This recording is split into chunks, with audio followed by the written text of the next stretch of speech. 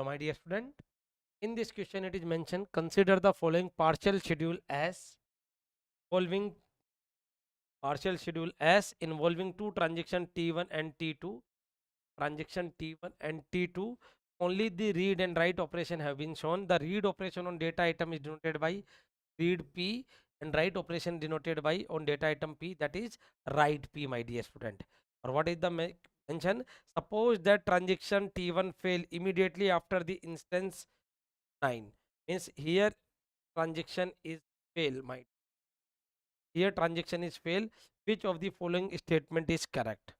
So statement number 1, T2 must be aborted and both T1 and T2 must be restart to ensure the transaction atomicity. Option B is saying schedule S is non-recoverable and cannot ensure transaction atomicity. Option C is saying only T2 must be aborted and then restart to ensure transaction atomicity. Option D, schedule S is recoverable and can ensure atomicity and nothing else need to be done. So first of all, we have to see here crash is happen after this one. Here there is a failure occur. Here there is a failure occur. It is mentioned na ki what? It is mentioned ki transaction T1 fail immediately after the time instance T9. After the time instance 9. After the time instance 9. Okay. So here T1 fail. So first you read the option A. What happened in option A? T2 must be aborted and both T1 and T2 restart. Both T1 and T2 restart. What is saying option A? Both T1 and T2 restarted and ensure atomicity. And ensure atomicity, might ensure atomicity. So what is happening बच्चा, my dear student?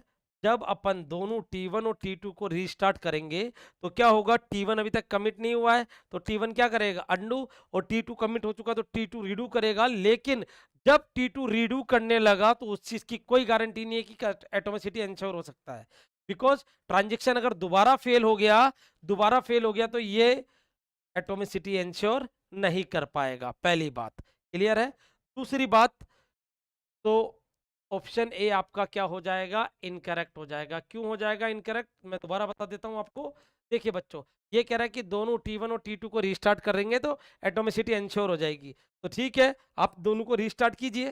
पहली बात तो T1 को restart, T2 commit कर चुका है आपका, तो कमिट हो चुका तो आपको क्या करना पड़ेगा? रीडू। और T1 अभी तक कमिट नहीं हुआ तो आपको क्या करना पड़ेगा? अंडू। लेकिन जब आप दोनों को दोबारा रीस्टार्ट करोगे तो इस चीज की कोई गारंटी नहीं है कि T2 जब रीडू करे और आपका T1 फेल हो गया तो at the time of redo by T2 अगर T1 फेल हो गया तो एटोमिसिटी इंश्योरेंस की कोई गारंटी नहीं है। ऑप्शन बी देखे, schedule is non recoverable and can not ensure transaction atomicity. तो you know what is the meaning of recoverable schedule? I told already कि if I perform a write operation on data item A और आप उस पर read कर रहे हो तो मेरा कमिट या roll back, C for commit, R for roll back, आपके कमिट से पहले आना चाहिए। या you can say recoverable schedule is one where for each pair of transaction T TJ such that TJ read a data item that was previously written by TI, then commit of TI appear before commit of T, then you can say it's a recoverable schedule. Then you can say it is a recoverable schedule.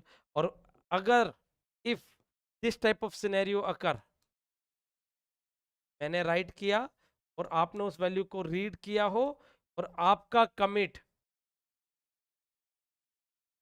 मेरे commit या roll back से पहले आ रहा हो सकता है fail हो जाए या हो सकता है कमिट हो जाए, लेकिन यहाँ T1 से T2 डिपेंडेंसी है लेकिन T2 का कमिट पहले आ रहा हो तो उसे अपन बोलते हैं irrecoverable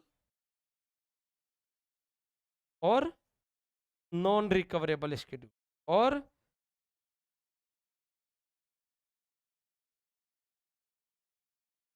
non recoverable schedule.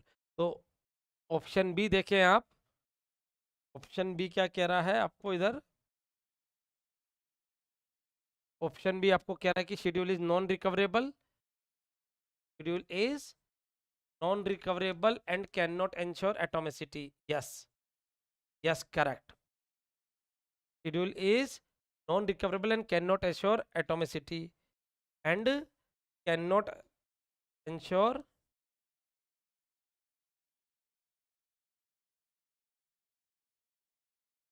atomicity. Yes, my dear student, this is correct. Why it is correct? Now please try to understand the reason why it is correct. Because आप इधर देख सकते हैं यहाँ राइट हुआ है, के बाद यहाँ रीड हुआ है, और कमिट किसका आ रहा है? पहले T2 का, ट्रांजेक्शन नंबर T2 का कमिट आ रहा है। तो ये कैसा शेड्यूल हो गया? Irrecoverable. Irrecoverable, are you getting my point? ये कैसा हो गया? इररिकवरेबल। तो आप अंडू करने जाओगे तो क्या हो जाएगा? वाई नॉट एंश्योर, देखो इररिकवरेबल या नॉन रिकवरेबल तो हो ही गया, इररिकवरेबल या नॉन रिकवरेबल। ये पॉइंट तो आपको समझ में आ गया कि ये शेड्यूल मेरा क्या है? इररिकवरेबल या नॉन रिकवरेबल है। लेकिन अब दूसरा पॉइंट इसमें आप समझे कि कैन नॉट एंश्योर एटोमिसिटी क्यों? जब आप रिकवर करने जाओगे, you can not do undo of transaction T2 operation, transaction T2 operations because T2 commit। तो ये एटोमिसिटी भी एंश्योर नहीं करेगा माय डियर स्टूडेंट। अब ऑप्शन सी देखते हैं, हालांकि अपन को बी करेक्ट आंसर मिल चुका है। C only T2 must be aborted then restart to ensure a transaction atomicity. तो बच्चों आपका सी भी क्या हो जाएगा? इनकरेक्ट। क्यों? बिकॉज अगर आप ओनली सी को, ओनली T2 को रीस्टार्ट करोगे तो उससे क्या होगा यार? T2 अगर रीस्टार्ट हुआ, दोबारा वैल्यू तो रीड कर ही रहा है ना इधर आपकी। Are you getting my point? दोबारा ये T2 वैल्यू तो रीड कर ही रहा है। Again there is a dirty read या अनकमिटेड रीड, और again there is performing the commit. अगर T2 को आप रीस्टार्ट कर दोगे तो दोबारा डर्टी रीड तो हो ही रहा है, तो इससे एटोमिसिटी इंश्योर नहीं हो पा रही है। Option D, schedule is recoverable. D is बोल रहा है schedule is, option D saying schedule is recoverable. That is completely wrong my dear, completely wrong my dear student. So here only B is the correct answer कि schedule is not non recoverable या irrecoverable and not ensure atomicity because T2 here, T2 transaction T2 here, transaction T2 commit beta. Clear? That's why for this question B is the correct answer. Hope so you get it. Thank you everyone.